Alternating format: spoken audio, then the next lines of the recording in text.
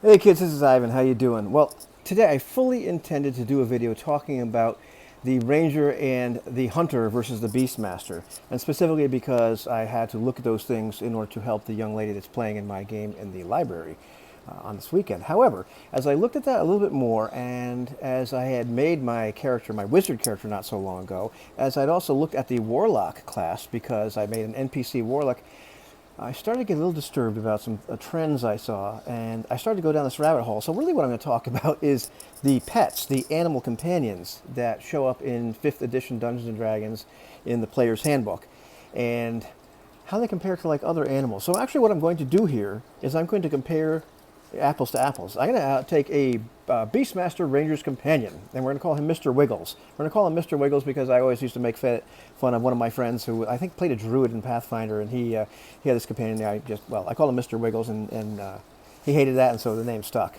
because I was a bit of a jerk back then. But anyhow, Mr. Wiggles. I'm also comparing them to a giant badger, and that's intentional, and well, you'll figure out why in a while. And also to a wizard's familiar, and we're going to pick a rat because my familiar is a rat, and his name is Ben, for obvious reasons, if you're old enough like me. Let's take a look at a Warlock's Quasit. The Warlock NPC I put in that game on Which Island has a Quasit for a familiar. And there's a good reason to have a Quasit for familiar, not the least of which is, if you look at the old 1st edition Player's Handbook, there is a Quasit. Yeah, as the wizard's familiar at one point, which I always thought was very flavorful. I'm also going to compare them to a regular Quasit. And finally, to Joe's Mastiffs. Who the heck is Joe? Well, Joe could be a guy in town, a no-name, a person that has no class whatsoever. It could be the party fighter. It could be the party wizard. It could be anybody. Anybody's got a couple dogs. Anyhow, let's go back. Or at least one dog. A bunch of hounds. So first off, our size and challenge rating. The Beastmaster's Ranger's Companion can be up to a medium and a quarter challenge rating. Our Giant Badger fits that description exactly. Our Wizard's Familiar, Ben, well, he's tiny, and he's got a challenge rating of 0. The Warlock's Quasit and the regular Quasit, they're tiny, but they have a challenge rating of 1 because they're a little bit tougher. They've got a whole bunch of abilities. And Joe's Mastiff is medium, and he's got a challenge rating of 1/8. Well, what kind of enhancements do the abilities of these critters get? Well, at 3rd level, you're a Ranger, and you're getting your Beast Companion. And so what happens to this poor little beast? Well, you add your proficiency bonus to its attack rolls, its armor class, its damage rolls, and you also add that proficiency bonus to any saves and skills that it has that it's proficient in. I'm not sure the way it's worded if you add it to all of its saves, or just saves it's proficient in, because I don't really see the monster manual showing me that they're proficient in any saves, mostly. Or whether it's supposed to be saves are proficient in and skills are proficient in. I'm not really sure. But you add your, the point is this creature becomes more capable over time. And it start right off the bat, you're adding +2. So okay, the creature is kind of a super creature. So Mr. Wiggles definitely has the edge over our regular giant badger, his brother who decided, or the ranger didn't decide to pick out of the litter. This thing just has an armor class of 10. It's got +3 to hit, 1d6 plus 1 for its bite, and +3 to hit, 2d4 plus 1 for its claws, because it attacks twice. That's part of what a giant badger does. That's important. Or Wizard's Familiar, well, they don't have any ability enhancements whatsoever. They're not really even an animal. They're a fae or a fiend or something, maybe a celestial, a little tiny creature of otherworldliness that's taking the guise of one of these little small animals. Warlock's Quasit has no ability enhancements. He's just a regular old Quasit. What does a regular old Quasit have? Well, they're armor class 13, they're +5 to stealth, they have claws that do 1d4 plus 3 damage. Then you have to make a DC 10 Constitution save, where you take 2d4 poison damage, and you're poisoned up to 1 minute. Although, I've noticed in this game, very often when you're poisoned or whatnot, you can get to make a save every single round. So sooner or later, you're probably not going to be poisoned for an entire minute, because that's a pretty easy difficulty class. And what about Joe's Mastiff? Well, he doesn't have any ability enhancements. This dog has an armor class of 12. It's got +3 to hit. It does 1d6 plus 1 damage, and it knocks you prone unless you make a DC 11 strength save. And it's got perception at +3. Dogs are a little bit tough. They're 1/8 challenge rating, but they're no joke either, especially if you've got a bunch of dogs. All right, what about hit points? Our Beast Master Ranger's Companion. Well, it's got the standard hit points, and if you're challenge rating 1/4, at that point they've got somewhere around 11 to 13 hit points. And so it's either the standard hit points or 4 times your ranger level, which pretty much means that your Beast Companion from level 3 to level 20 is going to have from 12 to 80 hit points. So after a while, Mr. Wiggles becomes kind of a super creature. And if we're taking hit points to mean what they say it does in the book, it's a lot of combat skill and ability to roll with the punches and mojo and luck and all that kind of stuff that I've talked about a million times. It's not physical damage. This creature's just better at avoiding the telling blow, so to speak. It's got a lot more hit points over time than not Mr. Wiggles, like the other guy. We'll call him Frisky. All right, Wizard's Familiar. Let's see. He's got 1 hit point. Giant Badger's got 13 hit points. Warlock's Quasit and regular Quasit, they have 7 hit points each. And Joe's Mastiff, it's got 5 hit points. All right, what about commands?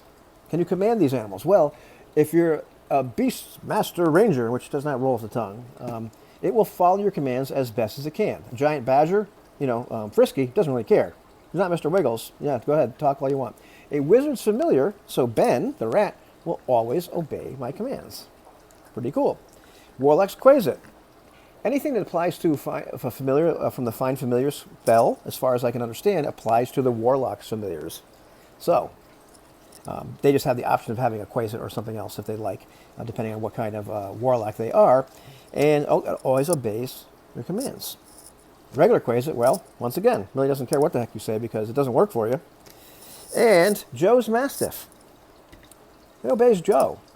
There's nothing in the rules that I could find anywhere about training animals and how to train an animal. It talks a little bit, even the description about animal handling talks about calming a domestic animal and making a control the mount check in a difficult situation, all that sort of thing.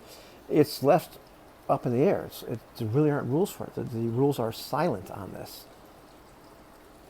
So, as far as I can tell, it obeys Joe. It's Joe's Mastiff. Maybe Joe in his downtime if he's a PC, has spent a lot of time training his dogs, getting a lot of assistance. Basically, one dog, several dogs. And so these dogs have learned to obey Joe. Certainly, the guy in the town that your characters might go to has spent an awful lot of time with his dogs. Why wouldn't his dogs obey him? We'll get back to that.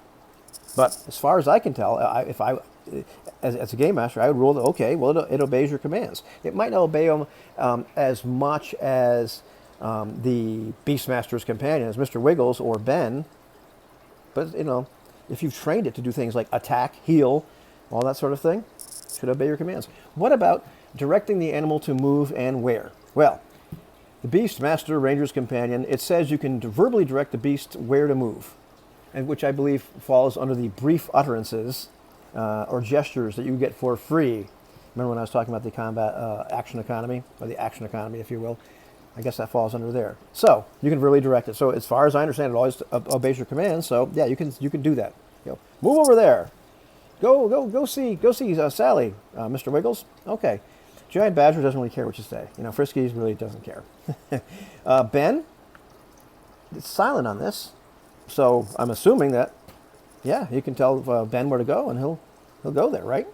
Warlock's Quasit, same thing. Regular Quasit really doesn't care. And Joe's Mastiff, well, once again, if he's trained them well enough and they understand his commands, and they don't understand Sally, but point here, point there, I guess it would be someplace where you're going to have to use common sense and use your judgment, which you can't always do with this, which is part of why this my eyebrows raised, because you get backed into a bit of a corner, and we'll get to that part. All right, action. What about the animal's action? What can it do? Well, the Beastmaster Ranger's companion acts on the Ranger's initiative. On its action, it will dodge unless the Ranger uses his action from level 3 to 4 to tell it what to do. And when you tell it what to do, you can tell it to attack, dash, disengage, or help. So at this point, Mr. Wiggles won't attack anybody unless you tell him to.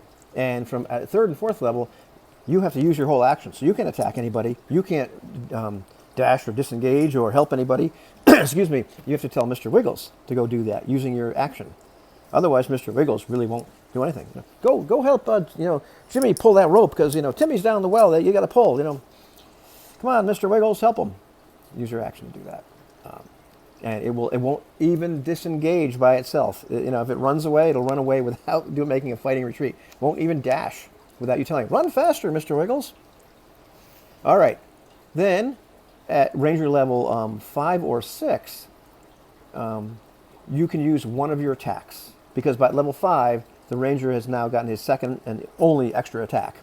So at that point, the Ranger still gets to, if he's attacking, gets to use one of those attacks to tell Mr. Wiggles what to do. If the Ranger is doing anything else that takes his action, like dashing or disengaging, or what else do I say, helping, something like that, well, Mr. Wiggles is going to do nothing but dodge because you're not telling him what to do.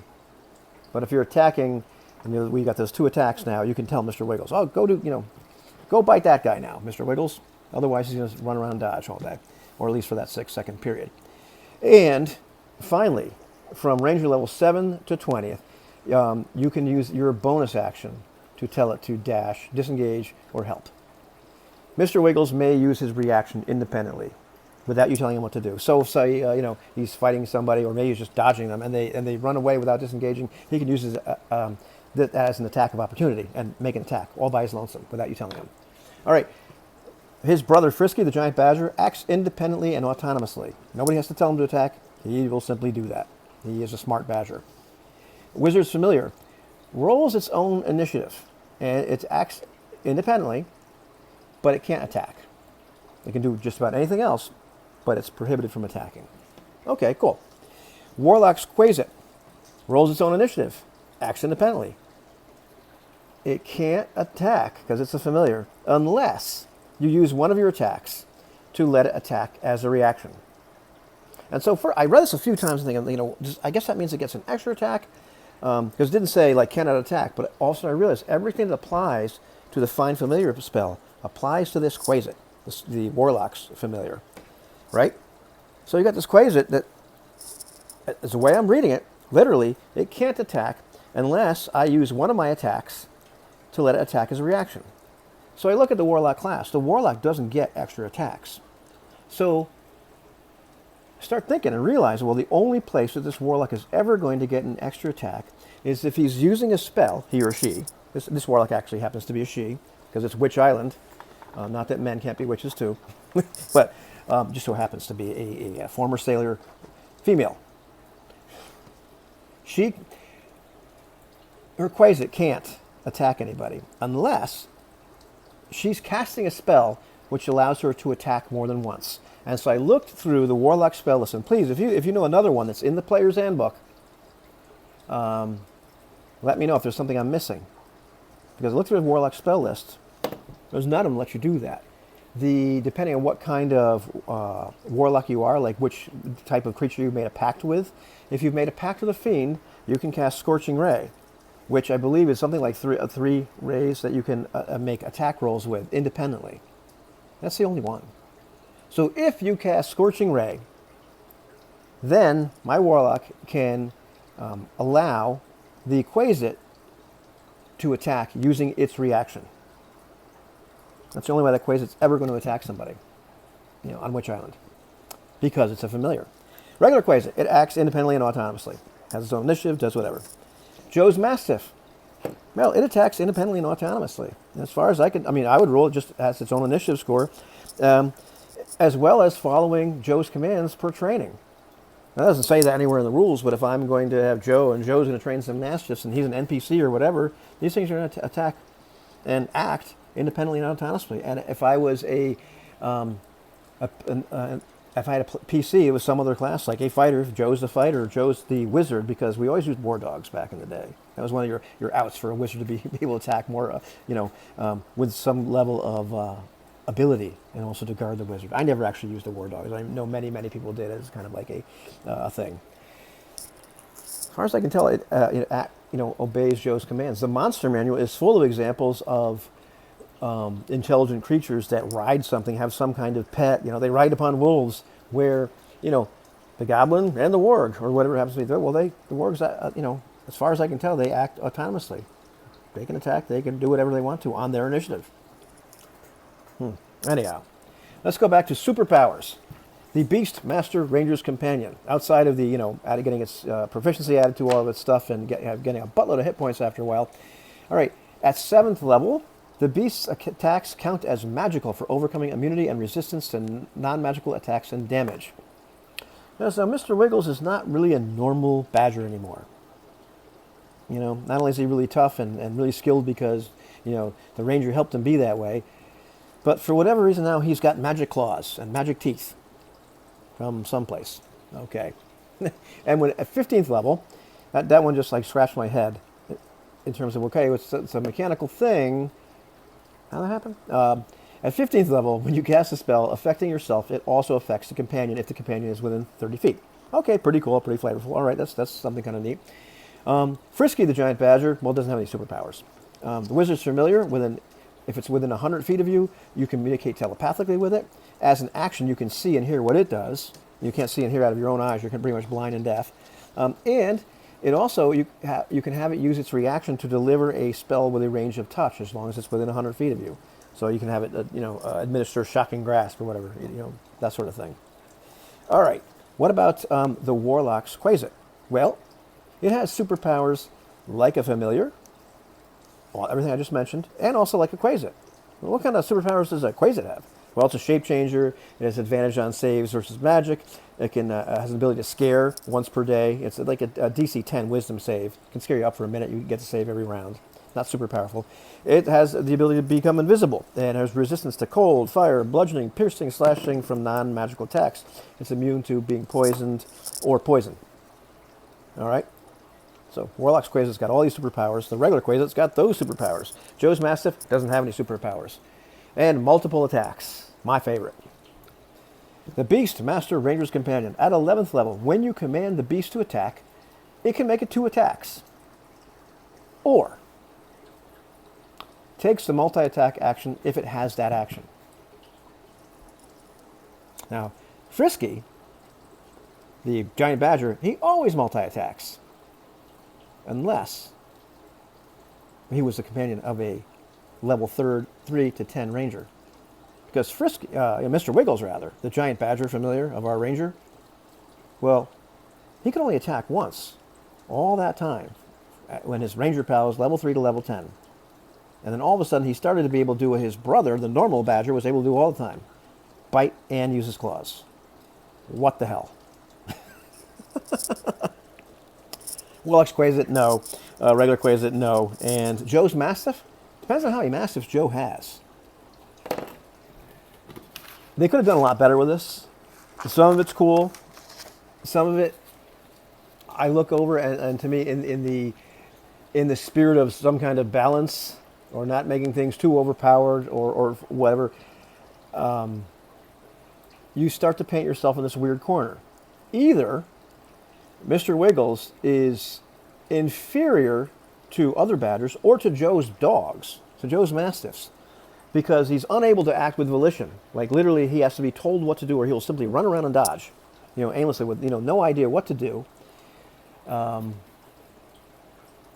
he might be crazy. He might be, somehow Mr. Wiggles has become, mentally challenged by being a Beastmaster Ranger's companion. Or the flip side of is what the game is telling me without really telling me is like nobody else can train animals. And that Joe, be he the party fighter or just some guy in the next town, can't train his animals, and his animals, his animals would not follow his commands. They could act independently if they were wild dogs, but once somebody else owns them, because they're not a ranger, they won't do what he says. And, so you could, look at me and say, oh, I can just use your common sense. It's like, well, I can't, because the game has painted me into a corner. Which is it? I personally would rule that Joe's Mastiffs can, he can make them do stuff because he's trained them long enough. But then that, makes the Mr. Wiggles, the Beastmaster Ranger's companion, just look plain stupid. What do you think about that? Yeah, the Quasit also is kind of plain stupid too. Because, once again, it's kind of waiting. It can't even be told what to do. The sorcerer, the warlock, rather, I'm sorry. The warlock, literally, unless they're using Scorching Ray, has to decide, well, I'm not going to do anything. Well, no, actually, no. They can, well, I'm not going to attack. You go attack. Crazy. Talk to you later, kids.